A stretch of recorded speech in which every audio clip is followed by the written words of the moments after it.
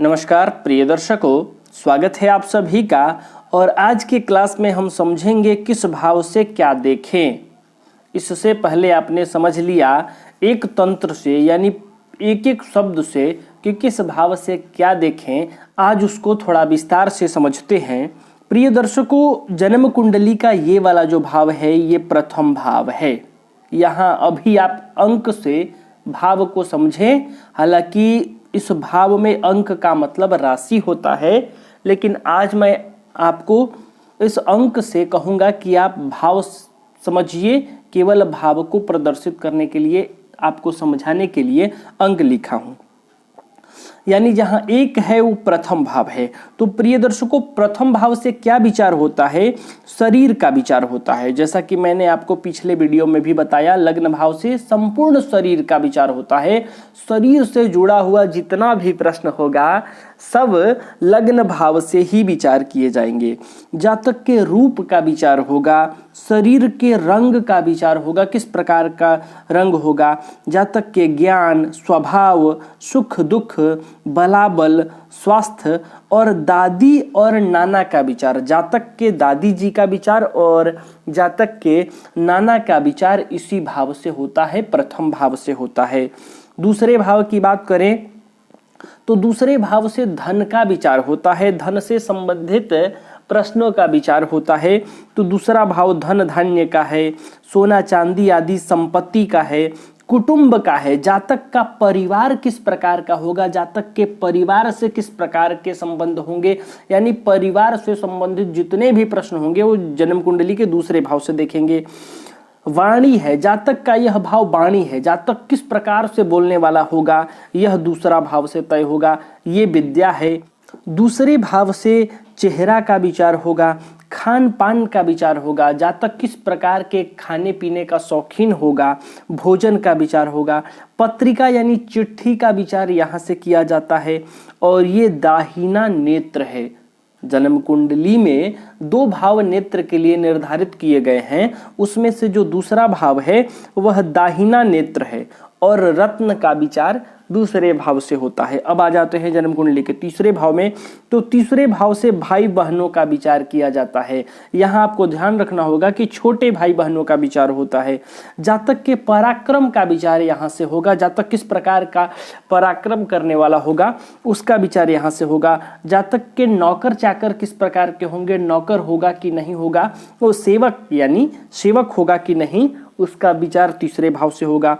छोटा भाई, यहाँ अभी मैंने आपको भाई बहनों पर ही बताया कि भाई बहन कौन, जो छोटे भाई बहन होंगे, बड़े भाई बहन नहीं। तो यहाँ आगे लिख ही दिया छोटा भाई। और यहाँ से आपको छोटी मोटी यात्राएं देख लेनी है। जातक यात्रा करेगा तो यहाँ से छोटी मोटी यात्राओं का विचार होगा। लंबी यात्राओं का विचार आगे मैं बताऊंगा किस भाव से होगा, लेकिन अभी छोटी मोटी यात्रा यहाँ से विचार कीजिए। ये दाहिना कान है, जातक के दाहिने कान का विचार जन्म कुंडली के तीसरे भाव से होगा। ये भाव जातक का शक्ति है, सामर्थ्य है, साहस है। तो लिखा शक्ति, हिम्मत, वीरता। वीरता का विचार तीसरे भाव से ही होगा। अब आ जाइए जन्म कुंडली के चौथे भाव पर। चौथे भाव सुख का भाव है। जैसा कि मैंने आपको बता चुका हूं, ये भाव सुख का भाव है। यही भाव माता का है। जातक के माता का विचार, माता का स्वास्थ्य कैसा होगा, माता से संबंध कैसा होगा, माता की स्थिति कैसी होगी, तमाम प्रश्नों का विचार जो माता से जुड़ा हुआ हो जन्म कुंडली के चौथे भाव से आप देखेंगे। घर, मकान, जमीन, जातक का भूमि, भवन, वाहन, भूमि, भवन, वाहन आदि का भी विचार यहाँ से आप कर सकते हैं। घर का विचार होगा, मकान का विचार होगा, जमीन का विचार होगा, निधि का विचार होगा, खेती बाड़ी का विचार यहाँ से होगा। कार मोटर, मैंने वाहन कहा ना, कार मोटर का विचार यहीं से होगा। वस्त्र, आभूषण, पानी, नदी, पुल, सुगंध और ससुर का, पत्नी का पिता। यदि किसी पुरुष की कुंडली है तो यहाँ से पत्नी के पिता का विचार होगा, क्योंकि मैं आगे आपको बताऊंगा कि जो 10वां भाव है वह पिता का भाव होता है। तो पत्नी का भाव 7वां हो गया, तो 7वें से 10वां भाव पड़ जाता है ये, इसलिए यहाँ से ससुर का विचार होगा। पत्नी का पिता किस प्रकार का होगा, यानी ससुर की स्थिति किस प्रकार की होगी, ससुर का स्वास्थ्य कैसा होगा, संबंध उनसे कैसा होगा, चौथे भाव से विचार होगा। गौ का विचार यहाँ से होगा, भैंस का विचार यहाँ से होगा। आ जाइए जन्म कुंडली के 5वें भाव पर। ये विद्या का भाव है, ये संतान का भाव है, ये बुद्धि का भाव है, यहाँ बेटा बेटी का भाव है, ये पुस्तक लेखन आदि का भी भाव यही है, आत्मा का भाव यही है। इस भाव से आप मंत्र यंत्र आदि का विचार कर सकते हैं। राजाच्युत होना यानी सरकारी पद से डिमोशन हो जाना, राज शासन की मोहर, मंत्री, कर यानी धन जो टैक्स जो होता है पंचम भाव से विचार होगा। भविष्य का ज्ञान यहाँ से देखा जाता है। श्रुति स्मृति शास्त्र का ज्ञान पंचम भाव से देखा जाता है। लॉटरी का विचार भी यहीं से किया जाता है। पेट का विचार ये उदर का भाव है, पेट का विचार यहीं से होता है। गर्भ का विचार यहीं से होता है, यानी किसी महिला की कुंडली में पंचम भाव से गर्भ यानी प्रथम गर्भ की स्थिति, प्रथम संतान की स्थिति यहाँ से देखी जाती है। अब दूसरे संतान का विचार इस भाव से नहीं होगा, इस भाव से केवल प्रथम संतान का विचार होगा। आगे बताऊंगा दूसरे संतान का विचार कहाँ से होगा। संतान का विचार यहाँ से होता है। अब आ जाइए 6वें भाव पर। रोग का भाव है ये, शत्रु का भाव है, सौतेली माँ का भाव है, झगड़ा मुकदमा आदि का विचार यहाँ से करेंगे आप। ऋण का विचार यहाँ से करेंगे। भय पानी से भय, रोग का विचार यहाँ से होगा। जानवर से भय, और ये मामा का भाव होता है, जातक के मामा का भाव ये है। जातक के मौसी का भी भाव यही होता है। 6वें भाव से मामा और मौसी का विचार किया जाता है। आ जाइए 7वें भाव पर।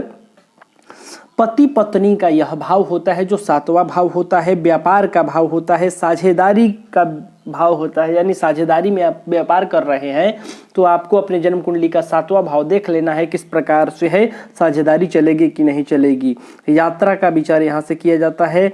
लॉटरी का भी यहाँ से विचार किया जा सकता है। दूसरी बार की गर्भ स्थिति का विचार 7वें भाव से किया जाता है। जैसा कि पहला संतान यहाँ से तो दूसरा संतान 7वें भाव से देखा जाता है, तीसरा संतान 9वें भाव से देखा जाता है। इस प्रकार आप आगे बढ़ेंगे। अब आ जाइए 8वें भाव पर। ये आयु का भाव है, यहाँ से आयु का विचार होगा। स्त्रियों का मांगल्य सौभाग्य यहाँ से विचार किया जाता है। मरे हुए व्यक्ति का धन का विचार इसी भाव से होता है। वसीयत या बीमा कंपनी से प्राप्त धन 8वें भाव से देखा जाएगा। मृत्यु, क्लेश, छिद्र, अपवाद, विघ्न, जहर से मृत्यु, कैद, ऊंचाई से गिरना और दास आदि का भी विचार यहीं से होगा। अब आ जाइए जन्म कुंडली के 9वें भाव पर। 9वें भाव से विचार होता है भाग्य का, धर्म का, समुद्र यात्रा का।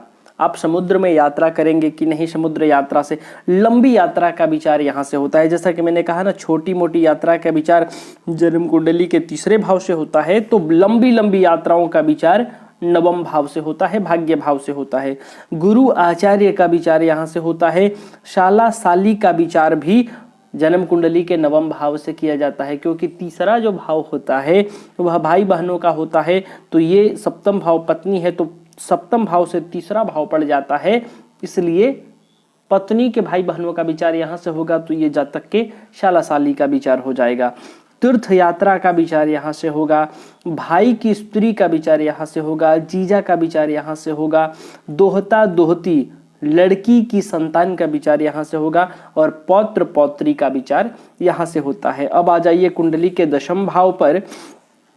10वें भाव से पिता का विचार होगा, राज्य का विचार होगा, हुकूमत का विचार होगा, पद की प्राप्ति किस प्रकार से होगी ये यहाँ से देखा जाएगा। पदोन्नति होगा कि नहीं जातक को अपने जीवन में, कर्म, व्यापार। अब यहाँ व्यापार से नोट करें कि यहाँ से निजी व्यापार का विचार होगा। यहाँ से आपको साझेदारी में विचार देखना था 7वें भाव से, यहाँ से आप निजी व्यापार देखेंगे। Transfer in service and promotion, नौकरी में स्थानांतर या पदोन्नति का विचार आपको 10वें भाव से करना है। आज्ञा का विचार यहाँ से होगा। प्रवास, दूसरे स्थान में रहना, यहाँ से आप देखेंगे। पूर्व जन्म की स्थिति यहाँ से ज्ञात होगी। सास का विचार यानी पति पत्नी की माँ का विचार 10वें भाव से किया जाएगा। अब आ जाइए 11वें भाव में। ये आय का भाव है, आमदनी का भाव है, लाभ का भाव है। वृद्धि प्राप्ति का भाव है। प्रशंसा किस प्रकार का होगा, यहाँ से विचार होगा। बड़ा भाई का विचार यहाँ से होगा और बड़ी बहनों का भी विचार यहीं से होगा। आपको मैंने बताया था कि तीसरे भाव से छोटे भाई बहनों का विचार होगा, तो 11वें भाव से बड़े भाई बहनों का विचार होगा। पुत्र वधू का विचार यहाँ से होगा और ये बायां कान है। दायां कान आपको याद होगा तीसरा भाव है, तो बायां कान एकादश भाव है। बायां बाजू, व्यापार से लाभ हानि का विचार यहाँ से होगा। दामाद का विचार, पुत्र वधू बेटे की पत्नी का विचार यहाँ से किया जाएगा। अब आ जाइए कुंडली के 12वें भाव में, ये व्यय भाव है। खर्चा यहाँ से देखा जाएगा। दुख, खुफिया पुलिस, दरिद्रता, पाप, नुकसान, शत्रुता, कैद, ये जेल का भी भाव है, हॉस्पिटल का भी भाव है। शयन सुख और वाम नेत्र, आपको याद होगा मैंने कहा था दाहिना नेत्र दूसरे भाव से विचार होगा। आपके दाहिने नेत्र का विचार यहाँ से होगा, तो आपके वाम नेत्र बायां नेत्र का विचार यहाँ से होगा।